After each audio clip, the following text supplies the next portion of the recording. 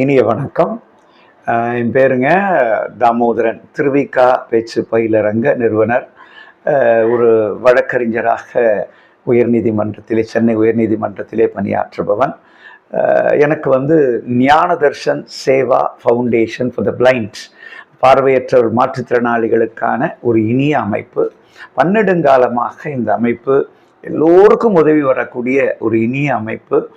இந்த அமைப்பில் பார்த்தீங்கன்னா எத்தனையோ குழந்தைகள் இருந்து டிகிரி, பிஜி, வேலை கிடைக்கிற வரைக்கும் இருந்து படிச்சுட்டு போகிறாங்க. அவங்களுக்கு உணவு, இருக்க இடம் எல்லாம் தந்து உதவுபவர் அன்புக்குரிய நண்பர், இனிய நண்பர் நம்முடைய சுந்தரேசன் ஐயா அவர்கள்.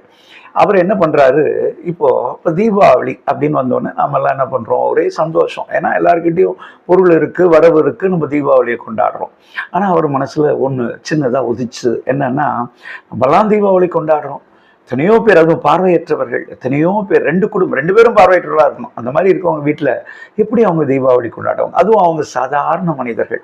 இந்த வண்டியில் சுண்டல் விற்கிறவங்க, பிஸ்கட் விற்கிறவங்க, பென்சில் விற்கிறவங்க, நம்ம நிறைய பேர் பார்ப்போம். இந்த பார்வையற்றவர்கள் பார்த்தீங்கன்னா, நான் பார்வையற்றவர், எனக்கு எங்கிட்ட வாங்கிக்கோங்கன்னுவாங்க. நம்ம கூட வாங்கிப்போம் இறக்கப்பட்டு, எங்கேயோ வாங்குறது இவங்ககிட்ட வாங்க. அந்த மாதிரி பொருளாதாரத்தில் மிகவும் பின்னடைந்தவர்கள் இவங்களெல்லாம் தமிழ்நாடு அளவில் பார்த்தீங்கன்னா எத்தனையோ குடும்பங்கள் இருக்கு. அவங்களெல்லாம் இவர் என்ன பண்றாரு, ஒரு அழைப்பு கொடுத்து அவர்களை வர வைத்து அவர்களுக்கு தீபாவளி அன்று ஒரு சிறப்பு செய்கிறார். எப்படின்னா, ஒரு 26 கிலோ அரிசி, அது மட்டும் இல்லை, கிராசரிஸ், என்னென்ன மளிகை பொருட்கள் என்னென்ன தேவையோ அது, துணிமணிகள், இதெல்லாம் கொடுத்து அவர்களும் நம்மை போன்றே அந்த தீபாவளியை மகிழ்ச்சியாக கொண்டாட வேண்டும், பிறரை மகிழ்வித்து பார்ப்பதை ஒரு நல்ல மகிழ்ச்சி, அதுதான் அவருடைய எண்ணமும் கூட. அதனால அவர் என்ன பண்றாரு, அத்தனை பேரையும், அதாவது தமிழ்நாட்டில் இருக்க பார்வையற்றவர்கள் 2 பேரும் இருக்கணும், கணவன் மனைவி, வாழ்க்கை துணையோடு இருக்கும், அவர்களை அழைத்து அவர்களுக்கு இங்க இருக்கிற பெரிய நண்பர் சான்றோர்களை அழைச்சு அவங்க கையால அதை கொடுக்க சொல்றார். ஏன்னா உலகத்திலே சிறந்த அறம் எதுன்னா, திருவள்ளுவர் சொல்வார், ஒத்ததறிவான் உயிர் வாழ்வான், மற்றையான் செத்தாருள் வைக்கப்படும். அருமையான 214வது குறள் இது. ஒத்தது அறிவான், தன்னை போல பிறரை ஒத்து அறிகிறானே அவன் வாட தகுந்தவன். மற்றவன் இருக்கிறான் உருவத்தோட, ஆனா அவன் செத்த வேண்டான்றார் அன்னைக்கே குரல் கொடுத்தவர்.